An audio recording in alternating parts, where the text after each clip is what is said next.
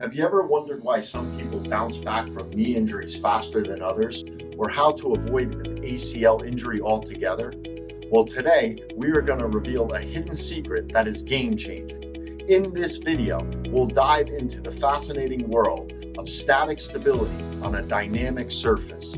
This might sound technical, but trust me, understanding this can save you from months of pain, recovery, and even surgery. So here we have our subject standing on the unaffected leg on a trampoline, demonstrating quiet stand. You will see minimal muscle activation with maximal control. But then when we have him shift over to the surgical leg, you start to see difficulties in maintaining this quiet stand. You see his ankle working incredibly hard to stabilize his body. The quadriceps begin to activate, struggling to maintain the knee stability in extension. And even his calf muscle begins to fire rapidly to attempt to stabilize his ankle and his knee. This is the aftermath of an ACL reconstruction. So what is the solution? A well-structured, consistent routine of dynamic stability exercises. These are your secret weapons against injuries and the key to a rapid recovery. But wonder if you're already recovering from ACL surgery. Static stability exercises need to be a part of your early rehab. As you improve, you can transition to the dynamic stability exercises. So if you want to avoid the operating table or you're fighting back from an ACL surgery, these exercises are your roadmap to success. Are you ready to rewrite your fitness journey? Drop a yes in the comments below. So to make sure you're on the right track, I will guide you through the appropriate exercises for both prevention and rehab right now. So let's get started. So you want to get all your weight on one leg, lifting the other, and you should be able to maintain quiet standing for at least 30 seconds. You can also use this as a quick home test to see if you need work in this area.